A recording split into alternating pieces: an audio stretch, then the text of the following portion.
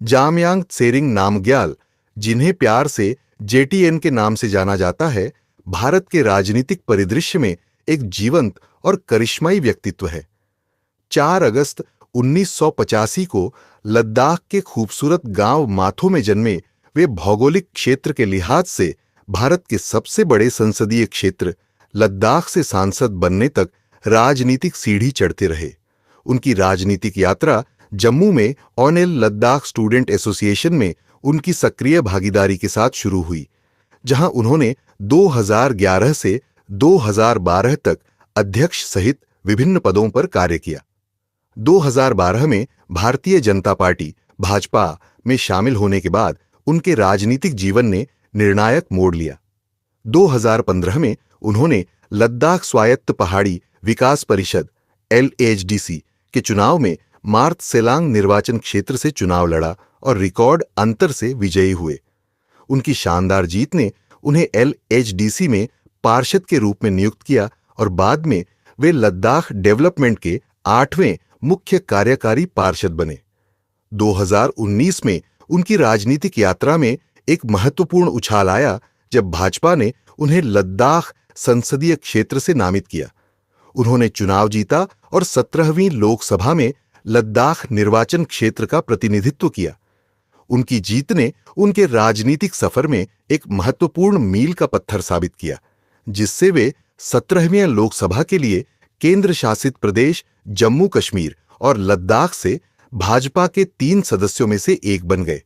उन्होंने लद्दाख को भारत के केंद्र शासित प्रदेश के रूप में पुनः नामित करने के विधेयक के समर्थन में लोकसभा में अपने वाकपटु भाषण से राष्ट्रीय ध्यान आकर्षित किया।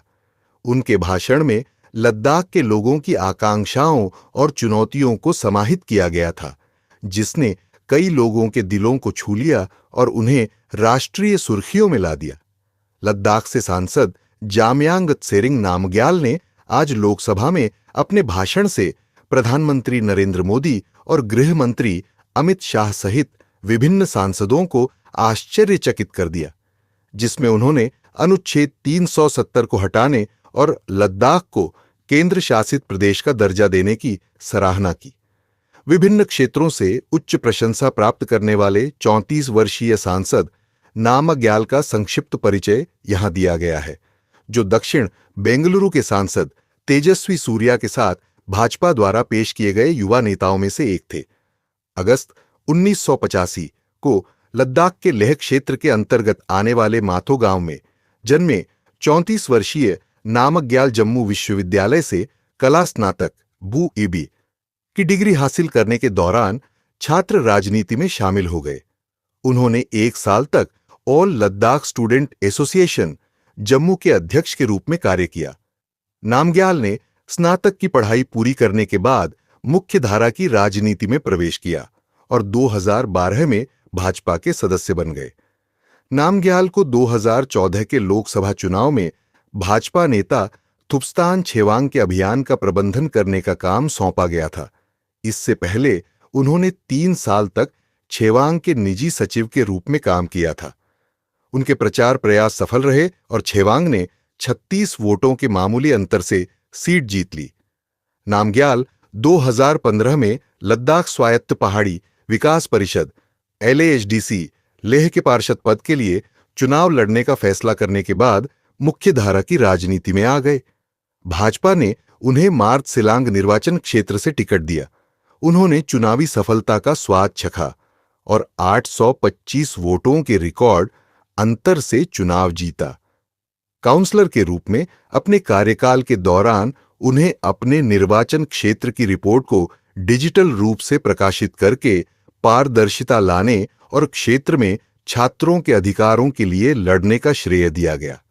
2018 में LHDC के सबसे कम उम्र के अध्यक्ष चुने जाने के बाद उन्हें बड़ी पदोन्नति मिली।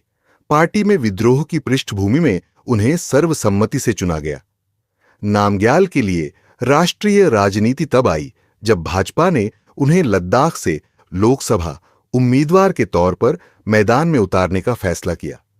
PDP के अध्यक्ष ताशी ग्याल्सन के नेतृत्व में पूरी लेह इकाई के भाजपा में शामिल होने के बाद उनकी चुनावी संभावनाएं उज्ज्वल हो गईं।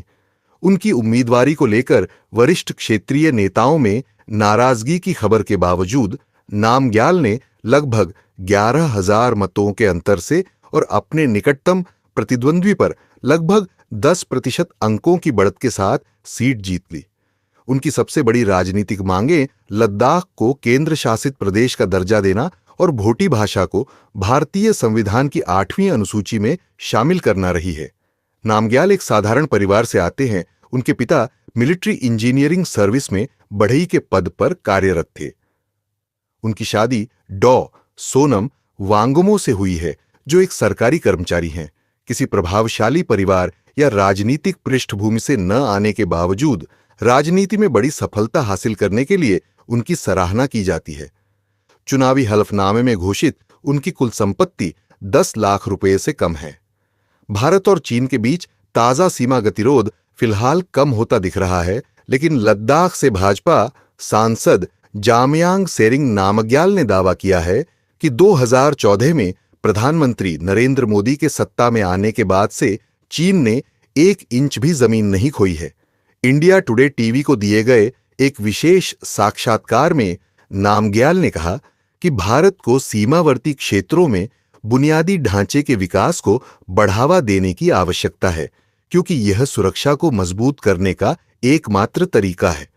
उन्होंने कहा कि सीमा पर रहने वाले लोग किसी भी पड़ोसी देश के साथ टकराव नहीं चाहते हैं, लेकिन जरूरत पड़ने पर वे इस अवसर का लाभ उठाने के लिए तैयार हैं। कांग्रेस नेता राहुल गांधी द्वारा सरकार पर इस मुद्दे पर चुप्पी साधने के आरोपों पर नामग्याल ने कहा, मैं ऐसे नेता लेह लद्दाख भारत 16 अप्रैल ANI। भाजपा सांसद जामयांग त्सेरिंग नामग्याल ने तिब्बत के आध्यात्मिक नेता 14वें दलाई लामा के खिलाफ निराधार और दुर्भावनापूर्ण आरोपों की निंदा की। उनका एक कथित वीडियो वायरल होने के बाद और उनके अनुयायियों से बौद्ध धर्म की शिक्षाओं को याद रखने का आग्रह किया। एक बयान में नामग्याल ने कहा, परम पावन के खिलाफ लगाए जा रहे निराधार और दुर्भावनापूर्ण आरोपों को देखना निराशाजनक है। हमें याद रखना चाहिए कि बौद्ध धर्म की शिक्षाएं शांति और अहिंसा के सिद्धांतों पर आधारित है और निराधार आरोपों का ऐसे सिद्धांतों में कोई स्थान नहीं है। उन्होंने आगे कहा कि दुनिया के लिए दलाई लामा का योगदान केवल उनकी करुणा और सहानुभूति की शिक्षाओं तक सीमित नहीं है।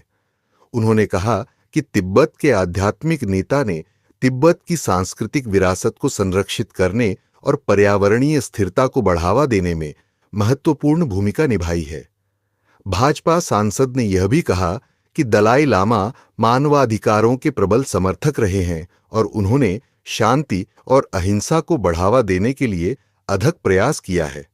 नामग्याल ने बयान में कहा, लद्दाख के लोगों का प्रतिनिधित्व करने वाले संसद सदस्य के रूप में मुझे परम पावन दलाई लामा के साथ एकजुटता में खड़े होने और उनके निरंतर समर्थन और प्रेरणा के लिए आभार व्यक्त करने पर गर्व है।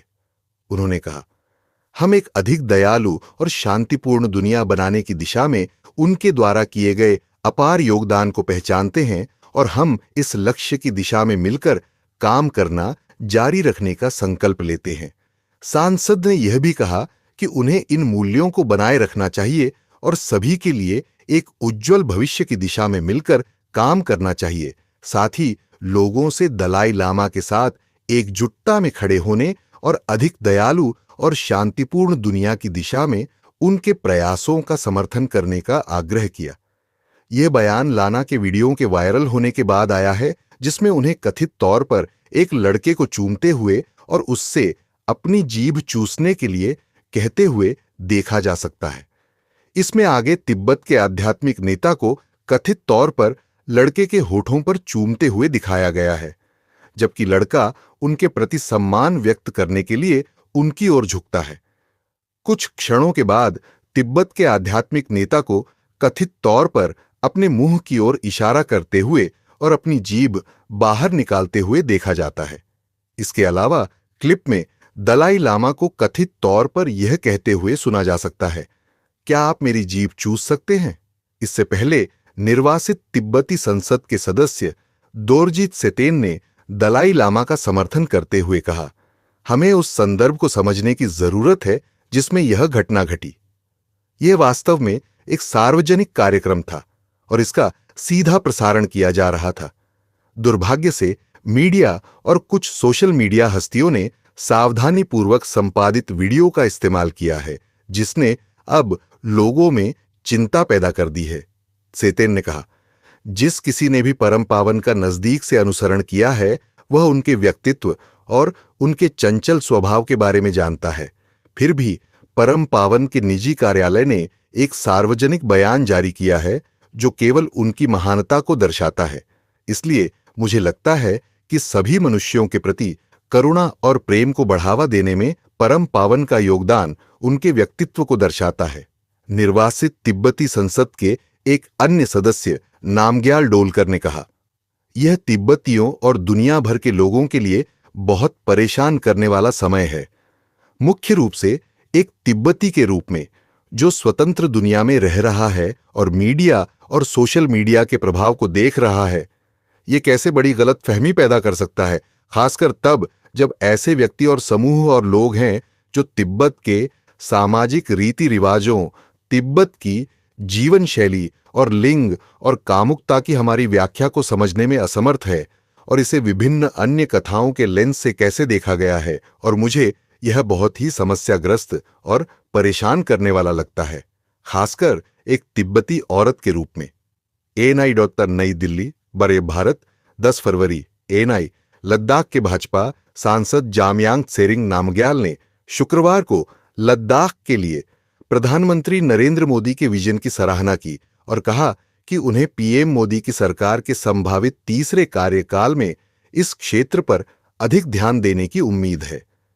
उनका यह बयान उनकी बैठक के बाद आया, जहां सांसद ने क्षेत्र के विकास से संबंधित विभिन्न विषयों पर चर्चा की। पीएम मोदी लद्दाख की सुंदर बनाना चाहते हैं, इसलिए मैंने लद्दाख से संबंधित कई विषयों की पीएम के साथ साझा किया। पिछले 1 साल में पीएम मोदी के विजन के तहत लद्दाख में कई विकास हुए हैं। हमने इसके लिए उनका धन्यवाद किया और हमें विश्वास है कि जब पीएम मोदी तीसरी बार सरकार बनाएंगे तो लद्दाख को और अधिक महत्व मिलेगा, नामग्याल ने एएनआई को बताया।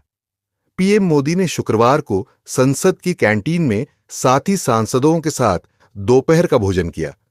प्रधानमंत्री मोदी के साथ दोपहर के भोजन में शामिल होने वालों में भाजपा सांसद Heena Gavit, S Phangnon Konyak, Jamyang Tsering Namgyal, L Murugan, TDP सांसद राम मोहन नायडू, बीएसपी सांसद रितेश पांडे और बीजेडी सांसद सस्मित पात्रा शामिल थे।